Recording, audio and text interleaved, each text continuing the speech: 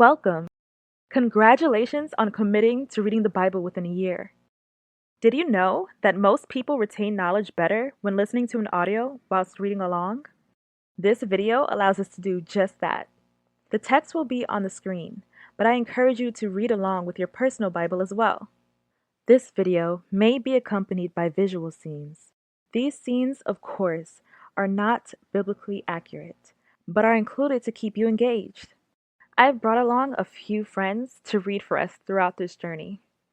Remember to always take time to pray and meditate on the Lord's Word. Let's get started.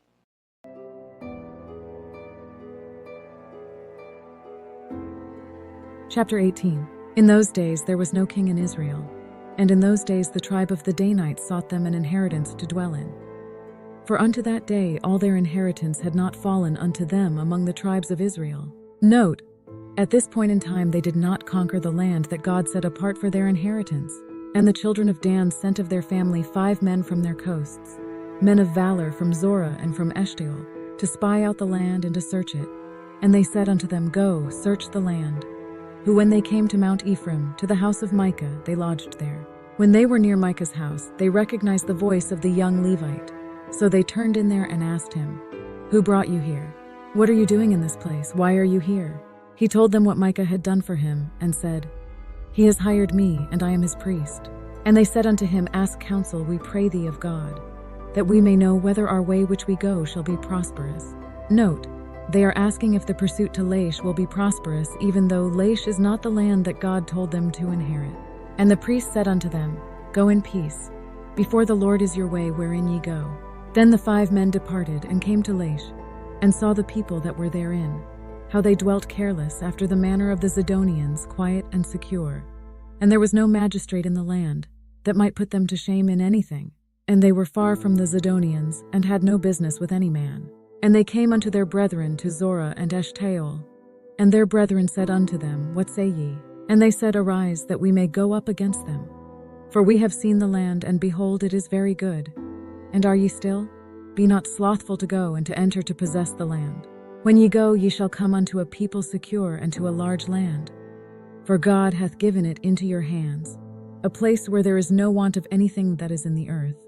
And there went from thence of the family of the Danites, out of Zorah and out of Eshtaol, 600 men appointed with weapons of war. And they went up and pitched in Kirjath-jearim in Judah.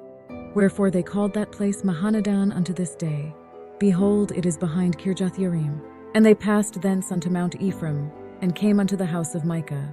Then answered the 5 men that went to spy out the country of Laish, and said unto their brethren, Do ye know that there is in these houses an ephod, and teraphim, and a graven image, and a molten image? Now therefore consider what ye have to do. And they turned thitherward, and came to the house of the young man the Levite, even unto the house of Micah, and saluted him.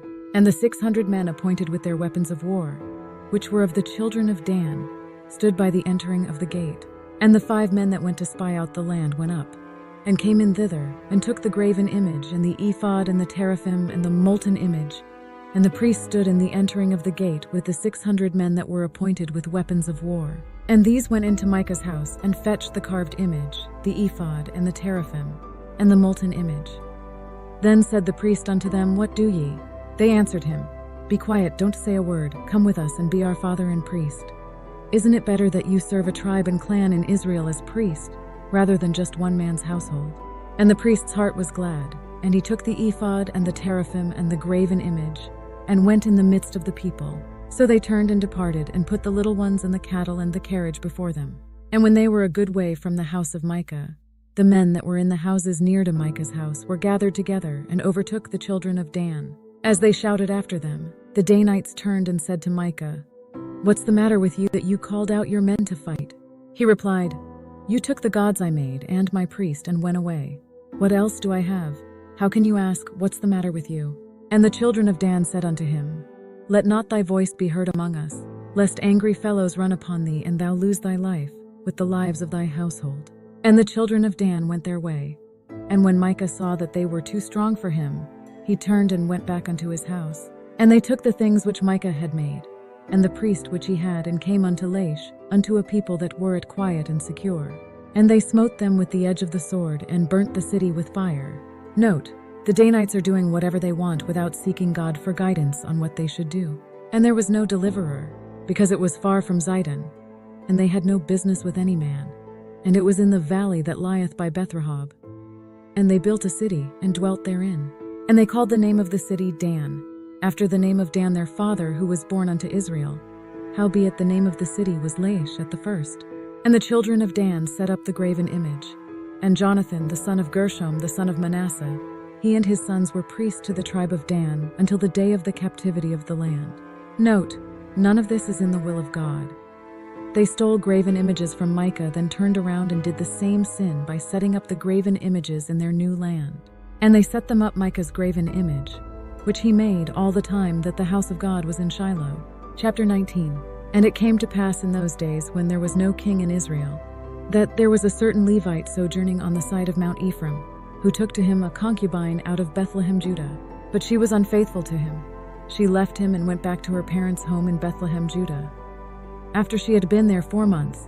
And her husband arose and went after her, to speak friendly unto her, and to bring her again, having his servant with him and a couple of donkeys. And she brought him into her father's house.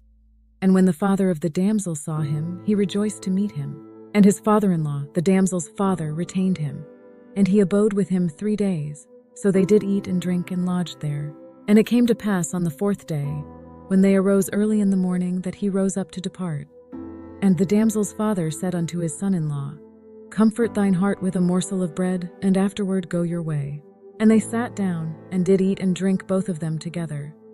For the damsel's father had said unto the man, Be content, I pray thee, and tarry all night, and let thine heart be merry. And when the man rose up to depart, his father-in-law urged him. Therefore he lodged there again. And he arose early in the morning on the 5th day to depart.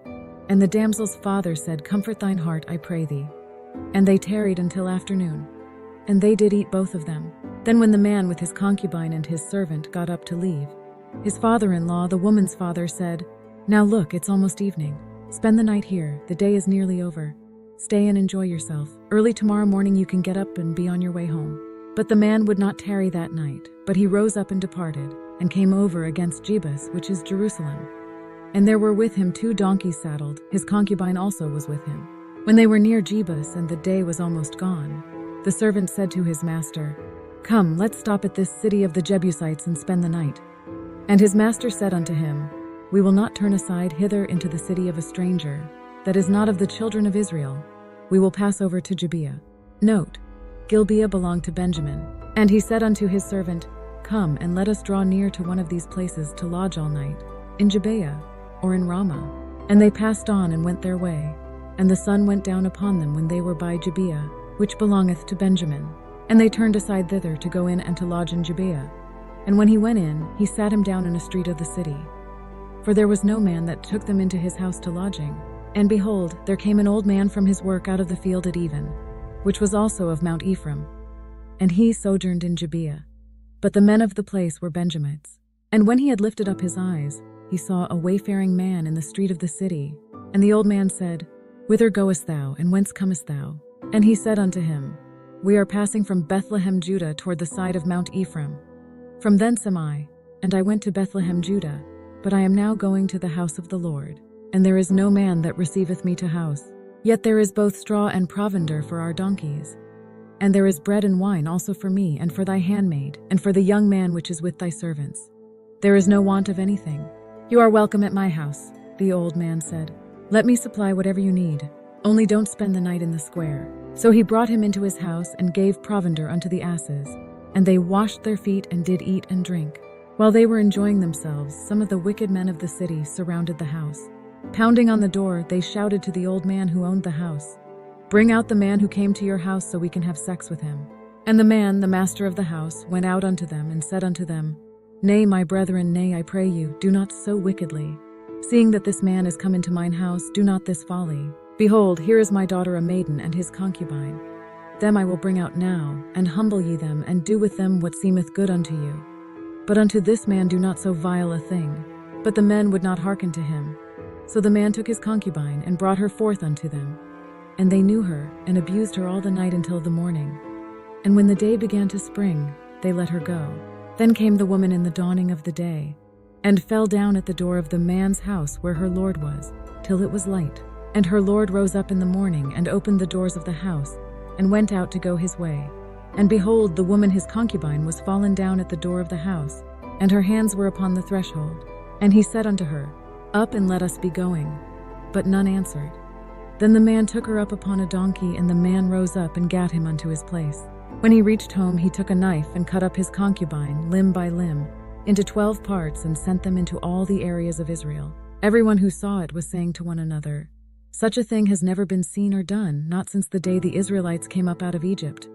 Just imagine, we must do something, so speak up.